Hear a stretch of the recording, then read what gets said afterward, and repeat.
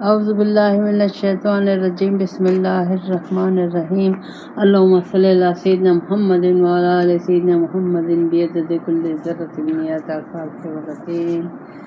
سورہ بقرہ آیت نمبر 215۔ اب اللہ تعالیٰ اسلامی معاشرے کے میں رہنے کے طریقے بتا رہا ہے اللہ تعالیٰ، اور کس طریقے سے صراط المستقیم پر چلتے ہوئے ہم کامیابی حاصل کر سکتے ہیں۔ یعنی کامیابی کیا کہ اللہ کی رضا، اللہ کا دیدار اور جنت الفردوس حاصل کر سکتے ہیں۔ اس کے بغیر ہوگا نہیں۔ اس کو آپ لوگ سب مسلسل کافی جگہ آتا جائے گا، آپ لوگ نوٹ کرتے جائیں کہ اللہ تعالیٰ کیسے کس طریقے سے ہمیں بتا رہا ہے کہ زندگی کو کیسے خرچ کرو، اپنے مال کو، اپنی جان کو، اپنی علم کو، اپنی قابلیت کو، اپنے منصب کو، اپنے ہاتھ پیر کو، ہر چیز کو اللہ کی راہ میں۔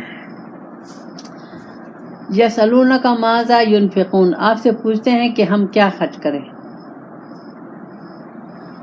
قل، حکم آیا، انفقتم من خیر فللوالدین والاقربین والیتامی والمساکین وابن السبیل، اللہ کہتا ہے تم خرچ کرو جو تم خیر یعنی نیکی، جو تم نیکی چاہتے ہو، جو بھی جس خیر میں تم کام کرنا چاہتے ہو، خیر پانا چاہتے ہو، تو سب سے پہلے جو آپ خرچ کریں گے وہ اپنے والدین پر، پھر والدین کے بعد رشتہ دار، رشتہ دار کے بعد یتیم، خاندان میں یتیم ہے، باہر یتیم ہے، کوئی فرق نہیں ہے، والمساکین، مسکین، ضرورت مند، وابن السبیل، مسافر۔ پہلے مسافر خانے تھے تو دور دور جگہیں تھی، پیدل سفر تھا، تو جب بھی، اور اب بھی یہ طریقہ ہے کیسے کہ اگر کوئی شخص، مالدار شخص کسی دوسرے شہر جیسے مردان سے کراچی چلا گیا اور اس کا پیسے چوری ہو گئے یا اس کا سارا پیسے لگ گئے اور اب وہ ضرورت مند ہے، تو اس کا حکم ہے اللہ تعالیٰ کو کہ مسافر کی مدد کی جائے۔ تو وما تفعلوا، جو بھی تم نیکی، اللہ کر رہا جو بھی تم خرچ کرو من خیر، نیکی میں، فإن اللہ بہ علیم، یہ جان لو کہ اللہ دیکھ رہا ہے، اللہ جانتا ہے۔ اب اس کو مجھے سمجھنا ہے کہ اللہ تعالیٰ مجھ سے کیا کہہ رہا ہے۔ اللہ تعالیٰ مجھ سے کہہ رہا ہے کہ یہ جو مال ہے اور یہ جو جان ہے اور جو کچھ بھی ہے، اگر ہمیں اپنے ذہن میں یہ بٹھا لینا چاہیے کہ ہمارا نہیں ہے۔ جس دن ہم اپنے ذہن سے یہ خیال نکال دیں کہ مال بھی میرا نہیں ہے، یہ زندگی بھی میری نہیں ہے، یہ ہاتھ پیر بھی میرے نہیں ہیں، یہ علم جو ہے وہ بھی میرا نہیں ہے، سب کچھ اللہ کا ہے، اس میں کوئی میرا اپنا کمال نہیں ہے، سب اللہ کا فضل ہے، اللہ کی رحمت ہے، اللہ کی اطاعت ہے، اللہ کی دین ہے۔ اب وہ مجھے دے کے، مجھے مال دیا دے کے مجھے دیکھنا چاہ رہا ہے کہ کس طریقے سے وہ یہ بندہ میری بندگی میں لگاتا ہے، کس طریقے سے اس مال کو خرچ کرتا ہے کہ یہ میرے مجھ تک رسائی حاصل کرے، کس طریقے سے یہ اپنا ہاتھ پیر آنکھیں کان سب، اپنا عقل، اپنا عہدہ، اپنی شہرت کس طریقے سے اللہ کی راہ میں خرچ کر سکتا ہے۔ یہ سب خرچ کے طریقے ہیں، صرف مال ہی نہیں ہوتا، ہر چیز ہوتی ہے، وہ سب خرچ کرنا ہے اللہ تعالیٰ۔ تو لیکن اللہ تعالیٰ کہہ رہا ہے کہ ہر، اور نیکی ایک ٹائم کی نیکی نہیں ہے، ہر وقت کی نیکی ہے، مرتے دم تک نیکیاں ہمیں کرنے ہیں، خیر کے کام کرنے ہیں، اور نیت ہماری کیا ہے؟ اللہ کی رضا۔ یہ اللہ تعالیٰ نے ہمیں کہا کہ اللہ کہہ رہا ہے میں دیکھ رہا ہوں کہ تمہاری نیت کیا ہے، تمہارا جذبہ کیا ہے، تم کس مقصد، یہ خیر کے کام جو کر رہے ہیں اس کا مقصد کیا ہے، کیا تم چاہتے ہو۔ تو ہمیں ایک ہی نیت بنانی چاہیے، اللہ کی رضا، اللہ کو پانا۔ جس دن ہم اس طریقے سے نیت بنائیں گے اور اپنا مال، جان، اپنا علم، اپنی طاقت خرچ کریں گے تو کبھی بھی ہمیں گلہ شکوہ شکایت پیدا نہیں ہوگا، اور ہم مستقل مزاجی سے ہم اس کو خرچ کرتے رہیں گے، اس میں کنجوسی بھی نہیں کریں گے، بخل بھی نہیں کریں گے، اس میں ہم کسی پہ احسان بھی نہیں جتائیں گے، کسی سے گلے شکوے بھی نہیں کریں گے۔ یہ فائدہ ہے نیت کا۔ اچھا، تو اب سب سے پہلے اللہ تعالیٰ نے والدین پہ خرچ کرنے کو کہا ہے ہمیں. تو اب والدین میں یہ نہیں ہے کہ لڑکا اور لڑکی، یہاں اللہ تعالیٰ نے یہ نہیں کہا کہ لڑکا خرچ کرے گا. والدین ظاہر ہے لڑکی کے بھی ماں باپ ہوتے ہیں، لڑکے کے بھی ہوتے ہیں. تو اب ہم نے دیکھنا ہے اب اس وقت والدین کی صورتحال کیا ہے، یہ آپ لوگوں کو معلوم ہے. کیسے ہم والدین کو کرتے ہیں یہ بھی آپ لوگوں کو معلوم ہے. کس طریقے سے ہم والدین کو دیکھتے ہیں یہ بھی ہمیں معلوم ہے. تو ہمیں اپنا طریقہ کار صحیح کرنا ہے، ہمیں اپنا طریقہ کار صحیح کرنا ہے. والدین کو دیکھ کے ہم کوئی احسان نہیں کر رہے، ان پہ ہم کوئی اپنا وہ نہیں جتا رہے کہ کس قسم کا، وہ ان کا حق ہے. سارا مال جو ہے وہ انہی کا ہے، جب تک وہ حیات ہیں ان کا ہے. والد کی جو والدین کی جو وراثت ہے جب تک وہ حیات ہیں اس میں ہمارا کوئی تعلق نہیں ہے، اس میں ہمارا کوئی حصہ نہیں ہے. اس وقت تو لوگ باپ کو ماں کو مار کے وراثت لے رہے ہیں. تو اللہ تعالیٰ نے منع کیا کہ نہیں، جب تک وہ حیات ہیں وہ وراثت میں بیٹا بیٹی کوئی بھی ان سے ورثہ نہیں مانگ سکتا. وہ مرنے کے بعد ہی وراثت تقسیم ہوتی ہے. یہ حکم ہے کہ تم وصیت کر جاؤ. شریعت میں اللہ تعالیٰ نے بتا دیا ہے کہ کس طریقے سے اس وراثت کو تقسیم کرنا ہے. تو جس کے پاس مال دولت ہے اسے خود سوچنا چاہیے، اس آدمی کو اس عورت کو خود سوچنا چاہیے کہ کس طریقے سے میں شریعت کے مطابق اپنی وصیت کو لکھواؤں. والاقربین، رشتہ داروں کو تو ہم نے چھوڑ ہی دیا. ہم تو غیروں سے محبت کرتے ہیں، رشتہ داروں سے نفرت کرتے ہیں. تو ہمیں سب سے پہلے رشتہ دار ہے. اور میں دوسری بات یہ کہوں گی کہ بھائیوں کو بہنوں کا بہت خیال رکھنا چاہیے. بھائیوں کو بہنوں کو دینا چاہیے، چاہے وہ بہنیں کتنی بھی مالدار ہوں لیکن پھر بھی دینا چاہیے. کچھ نہ کچھ ان کا خیال رکھنا چاہیے. یہاں تو ہے ہی نہیں. والیتامى، یتیم، وہ یتیم گھر کا ہو، بھائی کا بچہ ہو یا کوئی غیر ہو، وہ مجھے کرنا ہے. یتیم کا بھی بہت حق ہے قرآن میں، بہت زیادہ. یتیم کا تو اتنا زیادہ، یتیم کا بہت زیادہ اللہ تعالیٰ نے کہا ہے. بالکل اس کے مال کا، اگر یتیم کے مال ہے اس کو خرچ کرنے میں بہت احتیاط اللہ تعالیٰ نے کہی ہے. تو ہمیں سوچ سمجھ کے کرنا ہے. وہ مساکین، مسکین وہ جو مانگ نہیں سکتے، سفید پوش ہیں اور ضرورت مند ہیں. تو ظاہر ہے جب ہم اللہ کے طلبگار ہو جاتے ہیں، اللہ کی رضا میں لگ جاتے ہیں تو ہمیں مسکین مل جاتے ہیں. ویسے تو ہمیں مسکین نہیں ملتے، لیکن جب ہم اللہ کی راہ میں لگ جاتے ہیں تو ہمیں ہر جگہ اللہ کی فضل سے مسکین نظر آ جاتے ہیں اور سامنے آ جاتے ہیں. وابن سبیل، اور مسافر اب بھی ہے کہ مسافر ایک شہر سے دوسرے شہر گیا، چاہے وہ مالدار ہے چاہے وہ غریب ہے، لیکن اگر اسے ضرورت پیش ہو گئی ہے تو اس کی ضرورت کو پورا کرنا چاہیے. اللہ کہتا ہے جتنی بھی نیکیاں کرو گے وہ تمہارے لیے ہے، میں دیکھ رہا ہوں تمہاری نیت کو. یہاں اللہ کہہ رہا ہے میں دیکھ رہا ہوں کہ تم جو کر رہے ہو، جس نیت سے کر رہے ہو، جس جذبے سے کر رہے ہو. تو اب سارا دار و مدار نیت پہ ہے. اگر یہ تمام نیکیاں اللہ کی رضا نہیں ہے، میری نیت اللہ نہیں ہے، اللہ کی رضا نہیں ہے، اور یہ تمام میں نیکیاں کر رہی ہوں، وہ سب ضائع جائیں گی.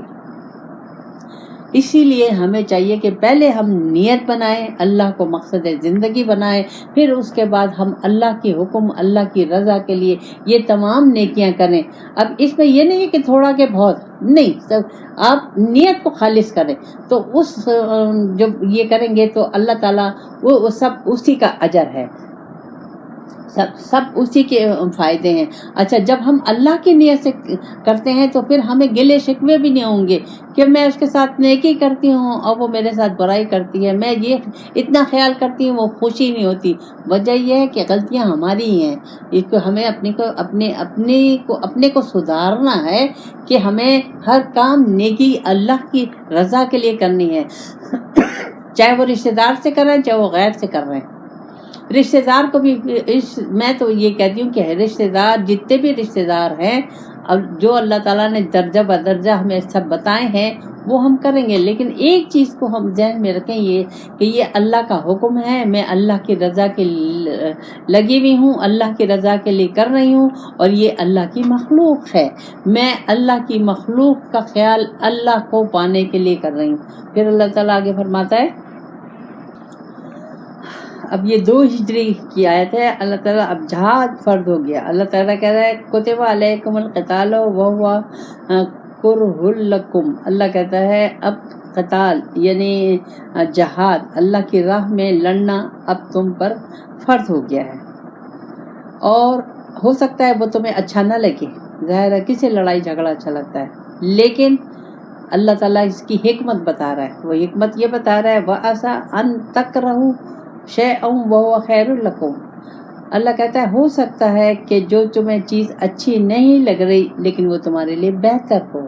وَعَسَىٰ تُحِبُّوا شَيْئًا وَهُوَ شَرٌّ لَكُمْ. اور ہو سکتا ہے کہ جو تمہیں اچھی چیز لگ رہی ہے وہ تمہارے لیے شر ہو. وَاللَّهُ يَعْلَمُ وَأَنْتُمْ لَا تَعْلَمُونَ. اللہ جانتا ہے تم نہیں جانتے. اب اس کو سمجھنا ہے. اگر اس آیت کو ہم نے سمجھ لیا تو ہماری بہت سی مشکلات ختم ہو جائیں گی، بہت سی پریشانیاں ختم ہو جائیں گی، سارے ڈپریشن ختم ہو جائیں گے. اب یہاں اللہ تعالیٰ اب صرف قتال کا نہیں ہے، ہر چیز کا. زندگی میں اگر کوئی حادثہ ہمارے ساتھ ہو جائے، کسی نے ہمیں نقصان پہنچا دیا، کسی نے ہمیں تکلیف دے دی، کوئی مالی نقصان ہو گیا، جانی نقصان ہو گیا جس میں ہمارا دخل نہیں ہے اور ہو گیا ہمارے ساتھ، تو اس کا مطلب یہ ہے کہ اس میں خیر ہے. کیوں کہ اس کے پیچھے اللہ ہے. تو ہم پھر ان چیزوں سے پریشان نہیں ہوں گے، ہم گھبرائیں گے نہیں. گھبرانا تو ہمیں وہاں چاہیے کہ ہماری غلطی تھی. جیسے مجھے سزا ہو گئی، کائے کی سزا ہو گئی؟ میں نے چوری کی تھی، مجھے سزا ہو گئی. تو چوری تو میں نے کی تھی، وہ میں پکڑی گئی، تو اب اس میں تو میرا قصور ہے، اس میں تو اللہ کا کام نہیں ہے، اس میں تو میرا قصور ہے. وہ چیز جس میں میرا دخل اندازی نہیں ہے لیکن وہ ہو گئی، کوئی بھی حادثہ ہو گیا، مالی نقصان ہو گیا، جانی نقصان ہو گیا، کسی نے بے عزتی کر دی، کسی نے تکلیف دے دی، کسی نے دکھ دے دیا، کچھ بھی ہے، اللہ کہتا ہے اس کو برا مت جانو.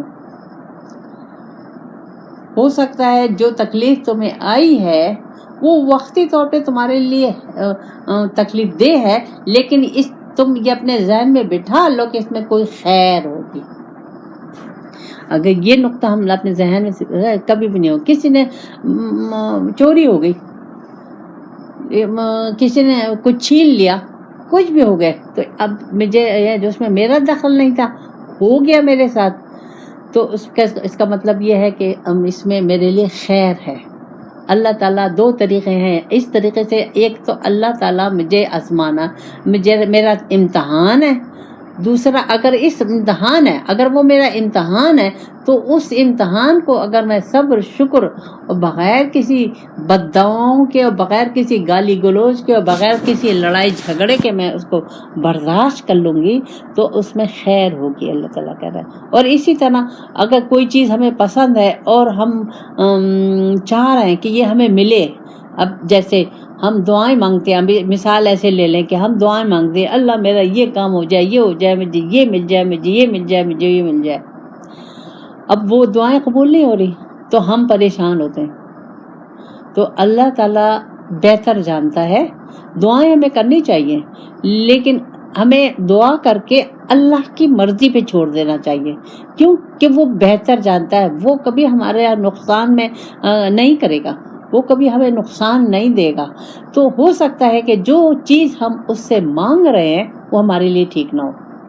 ہمیں تو پسند ہے، ہم تو دل سے چاہتے ہیں، یا کوئی عہدہ چاہتے ہیں، بیٹا چاہتے ہیں، بیٹی چاہتے ہیں، مال دولت چاہتے ہیں، جو کچھ بھی چاہتے ہیں، اللہ سے دعائیں مانگ رہے ہیں اور وہ ہماری قبول نہیں ہو رہی تو اس میں بہتری ہوگی. ہم نے مانگ لی، دعا مانگ لی، ہم نے اللہ سے کہہ دیا، مانگنے میں حرج نہیں ہے، لیکن مانگنے کے بعد ہمیں اللہ کی ذات پہ چھوڑ دینا چاہیے. مرضی تو اللہ کی چل رہی ہے، کائنات میں میری زندگی میں مرضی اللہ کی چل رہی ہے، تو اب اس مرضی میں بار بار میں دخل اندازی کروں، گلے شکوے کروں، شکایت کروں اور اللہ کی نافرمانی کروں، اللہ کو اور رسول پاک صلی اللہ علیہ وسلم کو تکلیف پہنچاؤں، تو بہتر ہے کہ میں دعا مانگ کے چھوڑ دوں.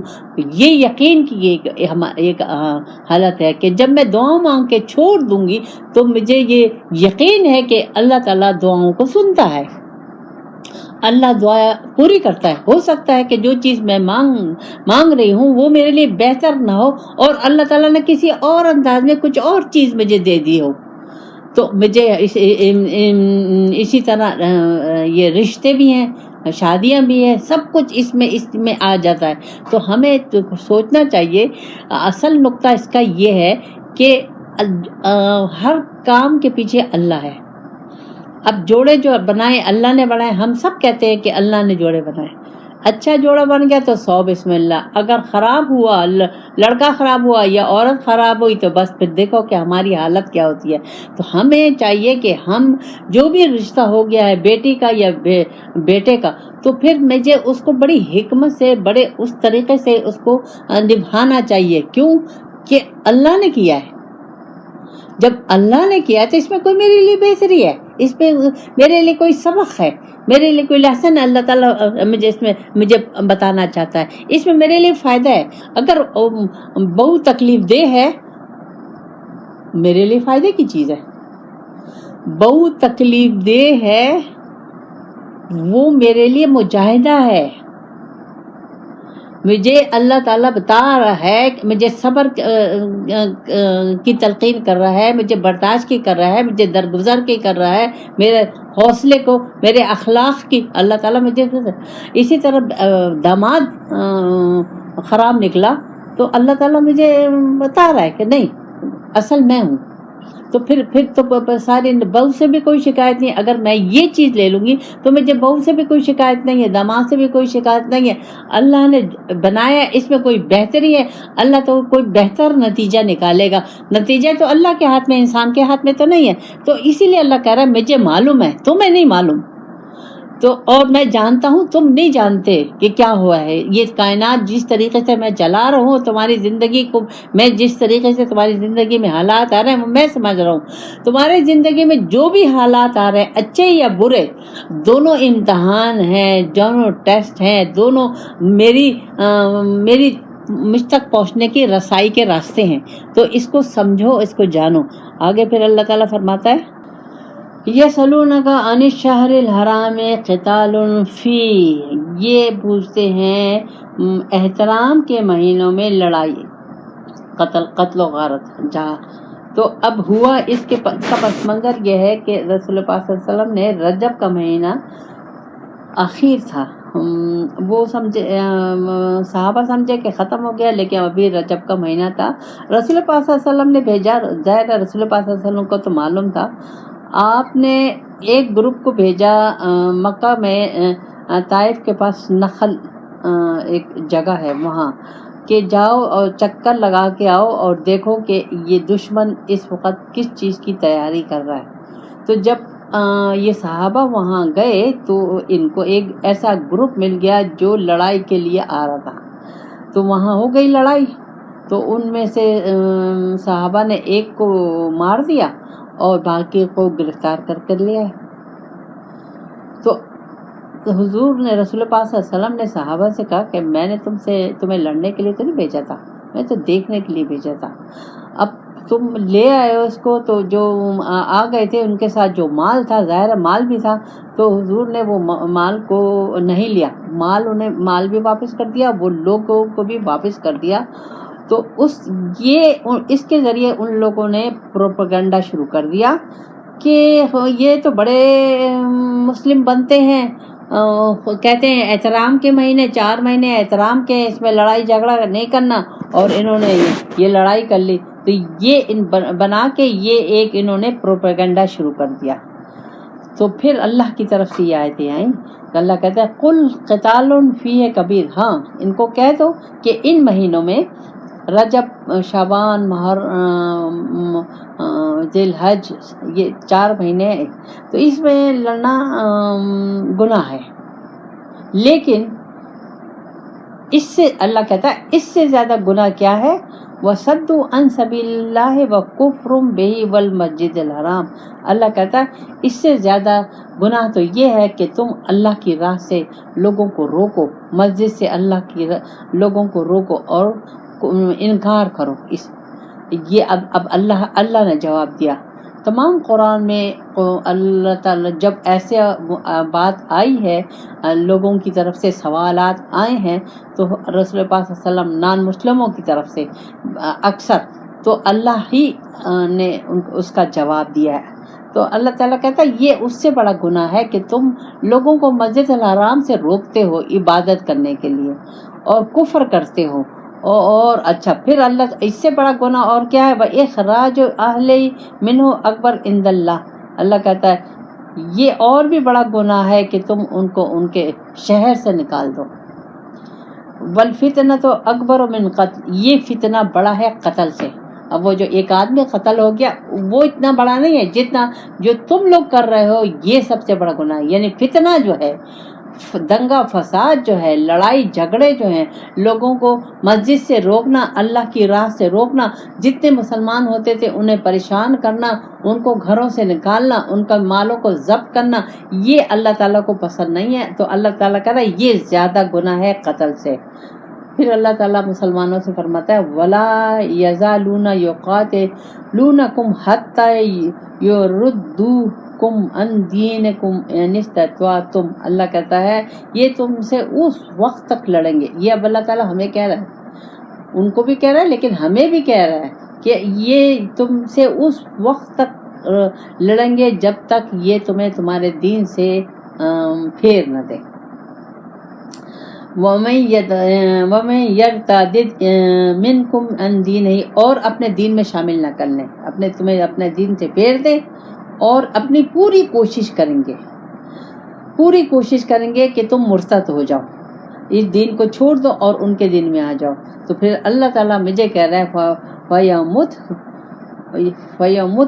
وَهُوَ كَافِرٌ فَأُولَٰئِكَ حَبِطَتْ أَعْمَالُهُمْ فِي الدُّنْيَا وَالْآخِرَةِ وَأُولَٰئِكَ أَصْحَابُ النَّارِ هُمْ فِيهَا خَالِدُونَ۔ اللہ کہتا ہے جس نے بھی ان کا راستہ لیا، ان کے طریقے پہ چلا، قرآن اور حدیث کو چھوڑ دیا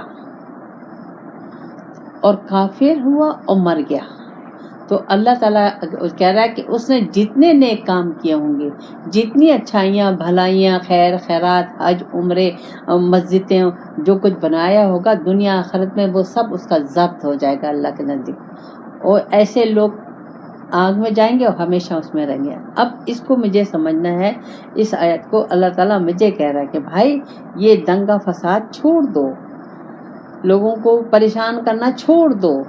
اب اس وقت اگر دیکھا جائے تو فساد، اگر ہم فساد لیں تو ہمارے سب کے گھروں میں فساد ہے۔